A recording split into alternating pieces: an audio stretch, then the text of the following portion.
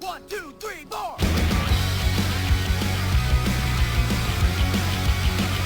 Yeah, you got me to feel all those butterflies inside. In your locker I would hide the truth. It's only you I see, and you're just what I need.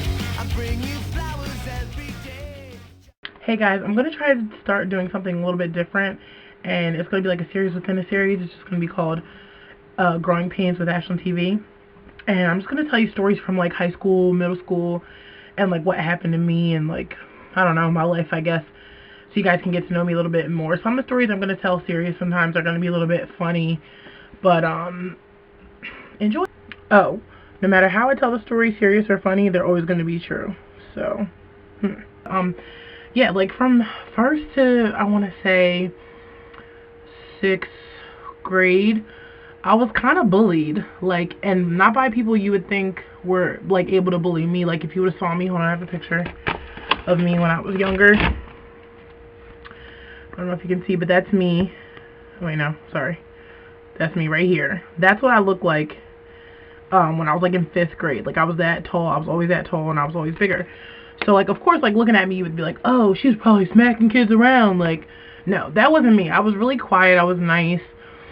I didn't say much against whatever the other kids were doing or, like, how they made me feel. Like, I didn't really stand up for myself much. But what did happen was when I got to 6th grade, I made new friends, because if you're from Summers Point, you know that, at one point, the kids from the other side of the town come over and you guys do 7th and 8th grade together, and you guys go to high school together, whatever. So what happened was there was a group of girls who came from the other school across town. Shout out to Sophia, Faith, and Jasmine. They came over to our school. So, like, they kind of saw me, and Star. You were always Jordan Road kids, so it don't matter. But they came over to school, and, like, they kind of started hanging out with me, and they're looking at me like, why are you allowing these little girls to treat you like that? So then I was kind of like, maybe I shouldn't let them treat me like that. And so, like, I kind of, you know, started to get a thing about me where I wasn't going to allow myself to be bullied anymore.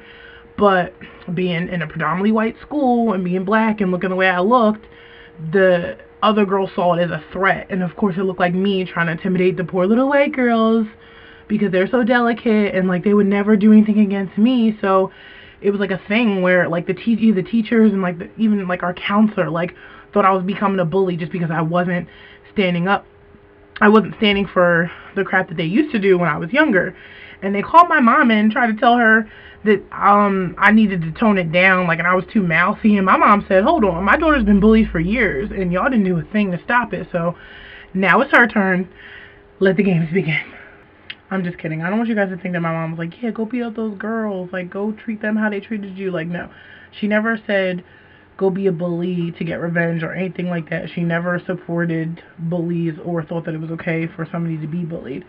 She just knew that the tables had turned, and she knew low-key the school was only upset about it because of the obvious.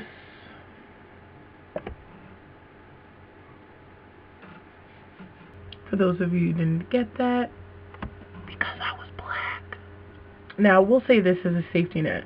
Some people are probably going to comment later when more people see these videos and be like, oh, well, she's lumping white people into a bubble. No, I'm lumping white people that I went to school with and the administration, the faculty at that school, and the way they treated me, the way they treated my family. I also had a brother and a sister who went there and knew other black kids who were treated differently. So that's not an assumption. That's not make-believe. That's fact what happened to us. So, okay, so I'm going to tell you a quick story about what happened to me in 6th grade with this teacher. I had a couple instances with her, so I'm just going to tell you 2 of them. And you'd be the judge of whether or not she was, like, picking on me for whatever reason. Anyway, so we come back from the gym, and it's, like, super hot. It must have been, like, the end of the year or whatever, because I just remember being really hot. And we weren't allowed to change clothes, so we're, like, still in the same clothes. We're all sweaty, gross, whatever. So I'm, like, fanning myself with a notebook, and she comes over and she's like, put that notebook down. You're making everybody else warm around you by fanning yourself. Now, like, me being in 6th grade, I don't freaking know how that works. I just figured you fan yourself to make yourself cool, whatever. So she walks away, put the notebook down. I see she's not looking, so I start doing it again because I'm hot. She comes over again. Oh my gosh, if you would just sit still and calm down, you'll be cooler a lot faster.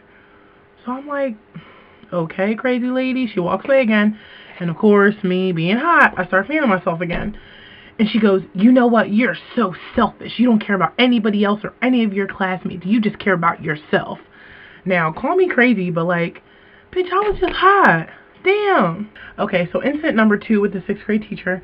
Again, name started with a W and with an N. If you're from Jordan Road, put it together. Yes, it's ain't nothing but facts, y'all.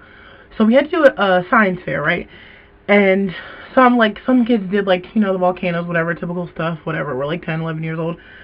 I got my idea from this episode I saw on Lizzie McGuire where Matt like puts the penny under his tongue and puts the thermometer there, and like it raises his temperature. So I was like, I wonder if that really works. So my experiment was to test and see, like, with my family members, if having the penny in their mouth with a thermometer changed the temperature of their body, like whether it went up or stayed the same, whatever. So that was my project. There was another girl in our class, and I remember her name, but I ain't gonna say it. She had a project, and she had 2 plants, and it was from Sister. She got the idea, where you let one plant listen to, like, classical music or something like that, and then another one listen to, I don't know, heavy metal, I don't know, something like that. Whatever Tamara did in that episode, that's what she did. So she ended up winning, and, like, everybody was all mad because they're like, oh, hers was an original idea, and she stole it from TV. Now, like, I was in the coat closet when this conversation was going on. I was getting my book bag and stuff, and everybody's lined up. So they're talking to some of the other teachers that came into our classroom, and the kids are all upset and mad that she won or whatever. And they're like, it's not fair. She got her idea from Sister. And so at this point, I walk out of the closet and I go, I was like, what did I say? I was like, well, I'm not mad at her for using Sister. I got mine from Lizzie McGuire. And I walked back into the closet. So by that time, everybody had already left. The bell rang, whatever. And I come back out, and she pulls me, not pulls me, but she corners me against the wall, and she's like, that is enough out of you. You always have something smart to say, and I'm so sick of your mouth, and just going off on me. So I couldn't understand. I was just like, why is she so mad? Like, all I said was, yeah, I got mine from Lizzie McGuire. She's like, you just have too many little tidbits to say, and you always got something smart to say. Like, now that I'm grown, yes, I know I have a smart mouth, but 6th grade me, I don't know, call me crazy, but the way she reacted to some things that I did were like she was targeting me for no reason. Like, if the whole class was talking, she would say that I was the one talking. And yes, I've always been loud and talkative and this and that, but like, she would only play me out, nobody else. And she would just say, oh, well, it was only you talking. How, miss? How? How was I the only one talking in your class? There's like 50 other kids in here who are talking and shouting and screaming, but I'm the only one you can catch? Don't seem fair. ASHLYN TV, grow on pains. Catch you next week. I see, and you're